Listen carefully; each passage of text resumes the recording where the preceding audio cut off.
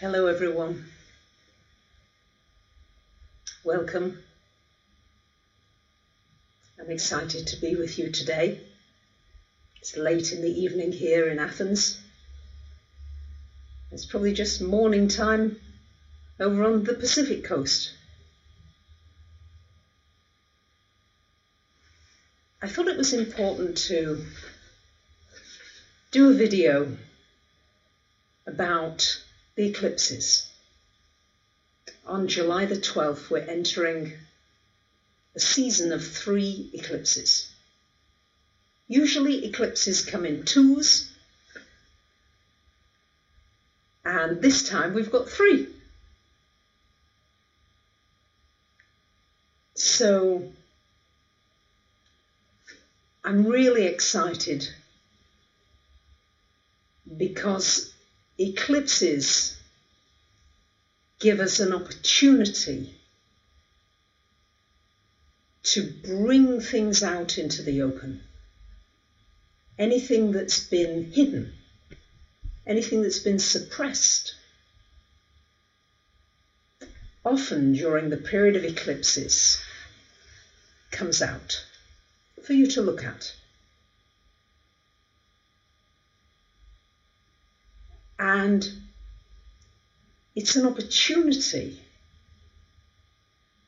to make big transformational changes with the catalyst energy of the eclipses. I'm finding it quite a challenge to stay focused here in a way, because so many of you are coming online. I don't usually go live at this time of day, and I'm extremely excited that all over from Australia to New Zealand, California, Florida, Morocco, Ohio, Texas, Santa Fe, Venezuela. I mean, welcome to all of you. Really welcome. Because this first eclipse that is coming up is on July 12th, 13th, depending where you live. And it's in Cancer. Now, it doesn't matter whether you're a Cancer or not, you're still going to be affected by these eclipses. So we've got 3 eclipses coming. July 12th, one in Cancer, which is the precursor to 2020, this big lineup of planets that we've got coming in 2020. And this is, if you like, just a heads up of the kinds of energies that we're going to be working with.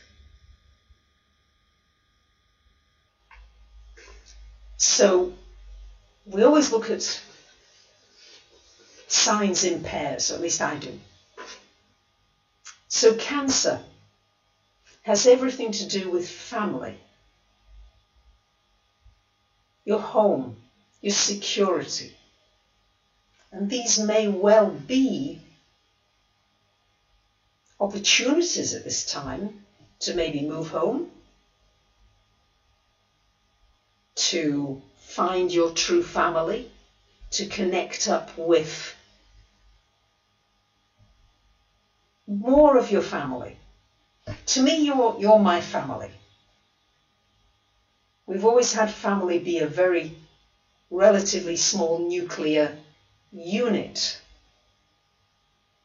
And to me, this Cancerian eclipse is all about opening up to something wider and more nourishing. There's so much loneliness on our planet. So much of the time people feeling lonely. And this Cancerian energy is an opportunity to widen your family, to see that we've all got connections in one way or another. I always try to find, no matter who I'm with, where's the common ground? Where is that soul connection? Because it's so easy with animals. You know, I was a little kitten on my way today. So easy, right there. You look into the eyes of a kitten or a puppy, and you're there, and you can feel that connection. And it's time to resume that with one another. As I said, we're in the build-up to eclipses in Cancer and Capricorn until the middle of 2020. So it's a 2-year period where we're going to be pulling down many old structures, things that haven't worked for us, and given a unique opportunity to build something new. And that's in your personal life and also in our wider world. So this first eclipse, I'm so happy you're online with me. I'm so grateful that you're live with me, for those of you that are live. And for those of you who watch afterwards, I'm grateful too, to be able to connect and share with you in this way the energies of the heavens, of the planets, of the stars, and to find ways, new ways, because astrology also has to change in the way that it's communicated.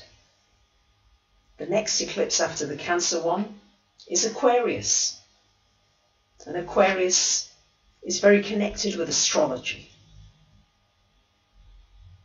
And astrology too needs to wake up to these new times and not be a subject, again this is a personal view, that frightens people, where they come into eclipse season and think, I'm frightened about this eclipse, I'm frightened of what this might mean. Let's look at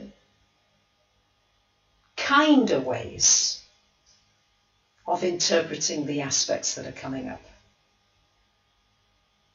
And Cancer is the eternal mother, Mother Earth, the nurturer. And Capricorn, if you like, is more the person who goes out to work, who earns the money, who creates structure. So Capricorn, the earth sign, and Cancer, the water sign. So at the time of this eclipse, we've got the first eclipse in July coming up. We've got Mars retrograde. And it's square to the Sun. So Mars retrograde conjunct Moon square Sun. What does that mean? It means chances are that your patience may be tested. You may find that you get a little irritable with things. You may find that you react to situations. And it's going to be really important to remember not to get involved in the drama. To try to stay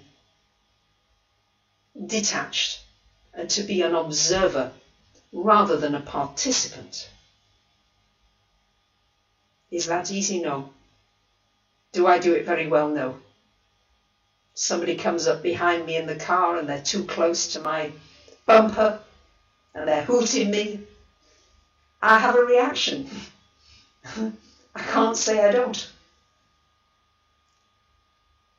And Mars retrograde conjunct this moon may bring up a lot of emotions. And Cancer already is emotional. So be ready to experience your emotions. Try not to blame someone else. Try to see that it's something inside of you that's got activated.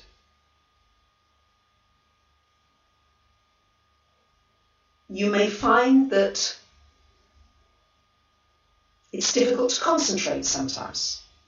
This energy of Mars retrograde, it's like you might feel pulled into something. You might have planned your day. Here's how it can work. You have a really good plan for your day. You think, yes, I'm going to do A, B, C, D. Mars retrograde until the end of August. You might get pulled off course to something else, to something else, to something else. And so try not to get too frustrated. Just say, okay, my energy may be focused in different places than I had originally intended. But I'll go with it. So it's learning how to deal with impatience and anger and frustration and finding new ways of dealing with it.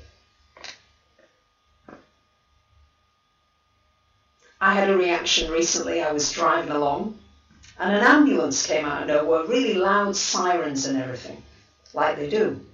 So immediately I pulled across and I drew up to the next traffic light, and all of a sudden there's this really big guy, very angry, shouting at me in very loud Greek, none of which I understand. Fortunately, probably. But I knew he wasn't very happy. And I could feel from his energy that if I had responded with any kind of anger, he'd probably punch me in the nose. But instead, I just looked at him very nonplussed. And I said, I don't know what you're saying to me. And at which point he just slunk off. So you might want to imagine that you don't understand what someone's saying. There's a tendency to plug into the words. You know, words have such an emotional charge sometimes.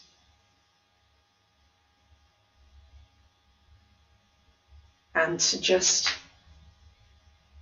pretend that someone's speaking in a foreign language that you don't understand. That is one of the advantages of living in a country where you don't speak the language that well, other than the basics. So, for these first two eclipses, the July 12th, 13th, and then there's another one on July 27th, there's a lot of fixed planets, the fixed signs, Aquarius, Leo, Taurus, Scorpio. There's a lot of fixed energy. So, here's the challenge to it. One is, you might find yourself digging your heels in, wanting to stick to old routines. And you might have to learn to break out of those old routines. And it might be difficult initially. However, the great part of all these fixed planets is that you could have an amazing breakthrough.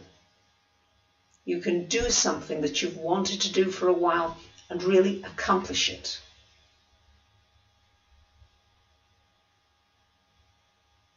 For me, it was about being able to play a certain piece of piano music, which I'll be playing on my next video about the eclipse.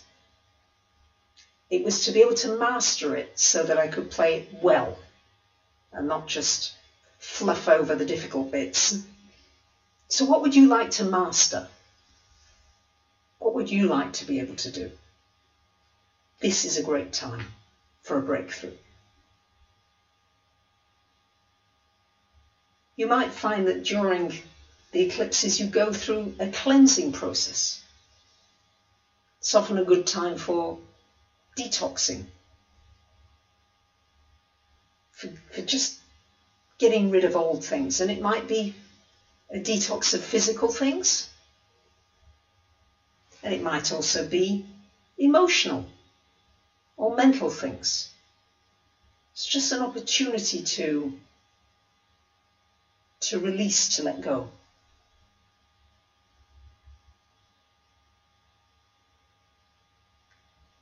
I have one astrologer friend who says that eclipses are not good.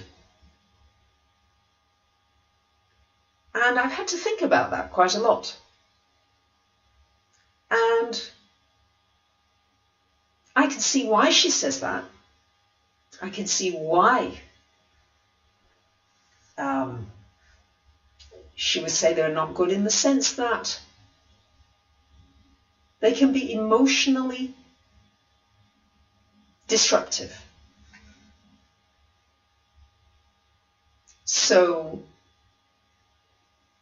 this can be something that is unpleasant to go through. But the great part of it is that if you're willing to experience and to release and to let go and to surrender, that you can let go of a whole load of old baggage and you can be free and lighter once the energy of the eclipses has subsided. Eclipses are often turning points. A real turning point in your life. It's where something changes and never goes back again. It's like, wow, really didn't think that could happen. So it's an opportunity to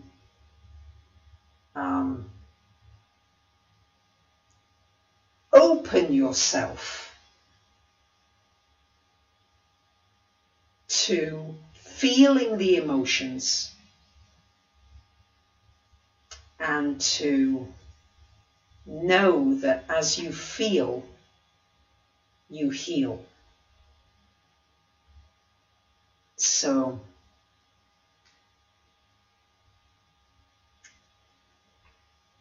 any questions, guys? I can talk and be with you for eons, it feels. And I always feel that with aspects, any kind of aspect astrologically, I'm always reminded of Shakespeare's words. There is nothing good nor bad, as thinking makes it so. It's how you perceive it as to whether you're going to make good use of the eclipses or whether you're going to feel as though you're a victim and you're going to complain and moan and groan. So I'm being asked, good question, does it affect cancers more than others? Well, it's certainly going to affect people with Cancer Sun, Cancer Moon, Cancer Rising, Capricorns, Libras, and Aries, because you're all the cardinal signs. But then the next eclipse, next two eclipses are in the fixed signs. So that's Leo, Aquarius, Scorpio, Taurus. And don't think you mutables have got away with it, because of course there are other things going on that will activate you too.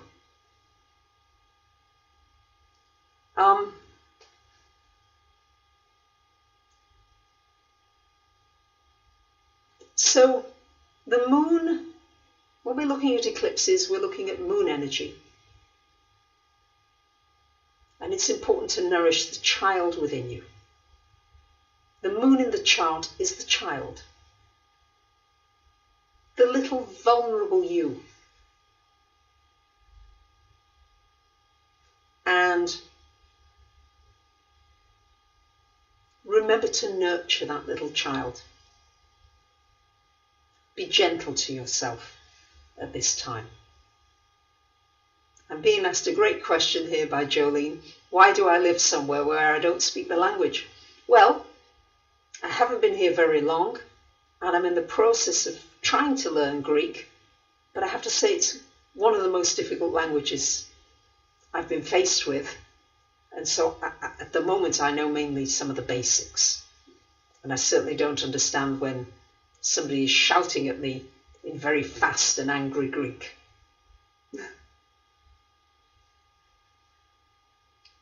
So it can be a very emotional time.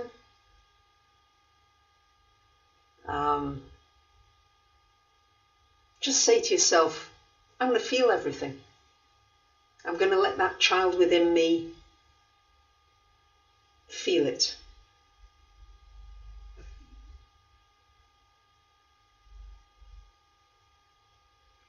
So,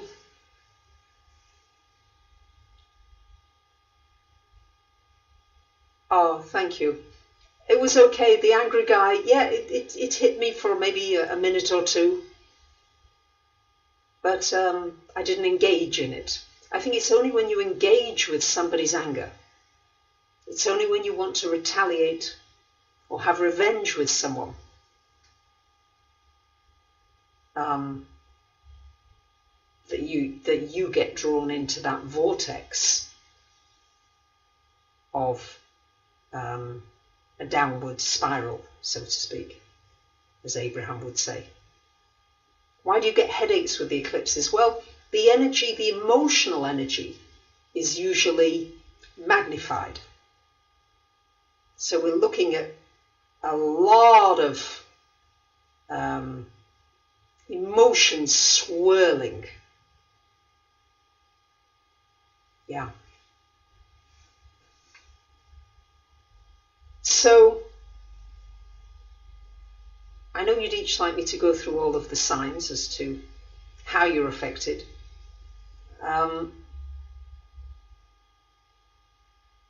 Can eclipses cause exhaustion? Yes, definitely, because they'll bring to light and show you where you've been pushing yourself too much. Again, it's always a chance to look at that inner side of you, the bit of you that you often protect. And yes, and you will be picking up the energies of the eclipses now. We're coming into these vibrations. So we've got Cancer, Capricorn energy, home, work, family, structure, time. All these are going to be issues that come up. Yes, nap more. Very good. Napping, rests, short rests. Take a break. Don't feel as though you've got to keep pushing through. That's exhausting.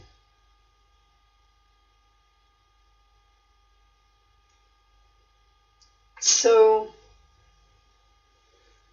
then we get the Leo Aquarius energy coming up, July, August time. And this is very much about activating your creativity and then sharing with the world your gifts.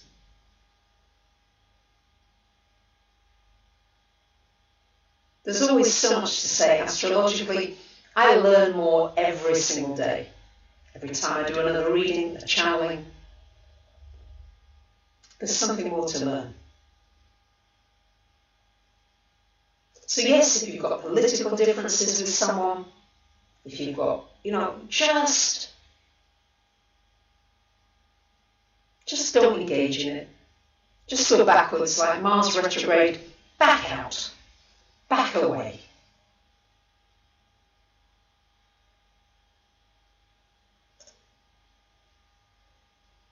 I'm sorry if the sound quality is not brilliant. I'm being told there's some echo, but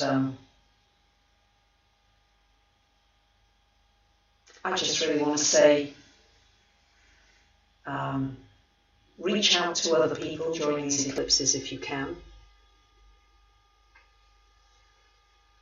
Give affection to unlikely people. Be kind to people. Don't get involved in dramas where you don't need to be involved. In fact, just don't get involved in dramas. feel your emotions. Get ready for some things to come out into the open.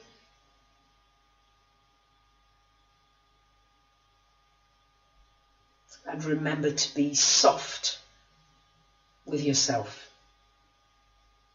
So if you fancy a piece of watermelon, give yourself a piece of watermelon.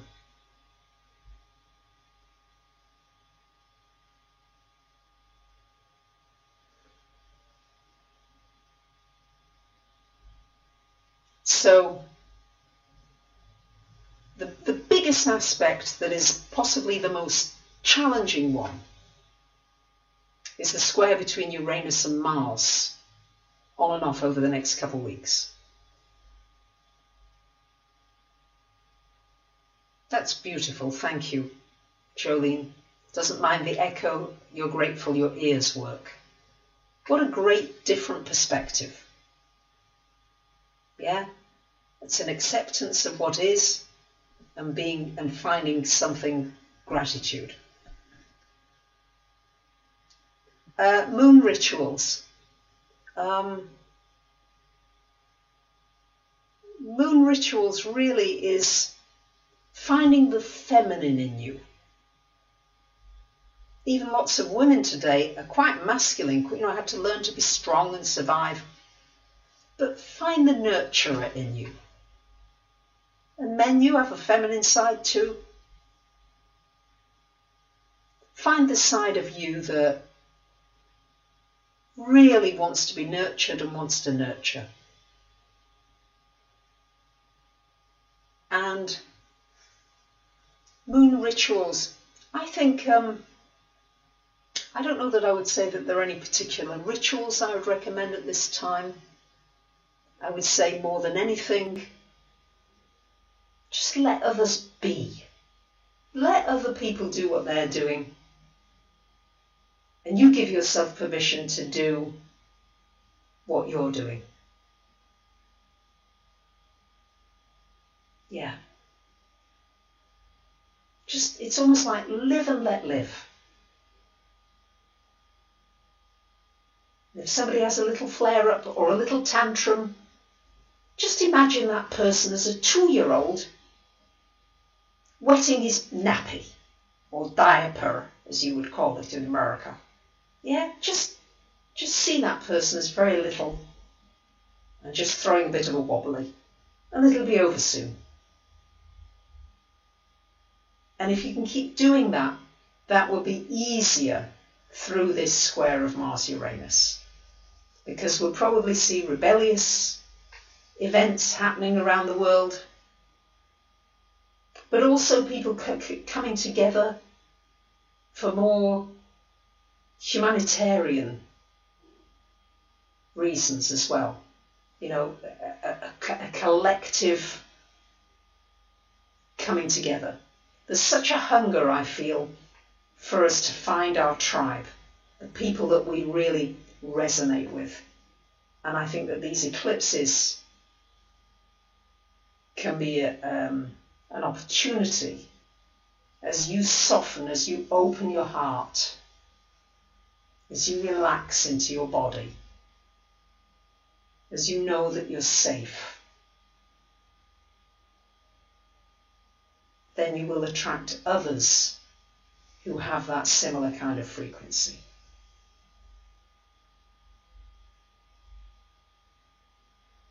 So I just want to thank you all for being here with me.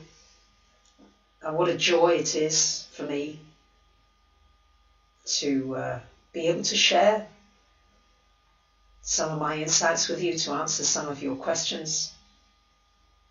Somebody's very persistent here about asking me about cryptocurrencies and the eclipses.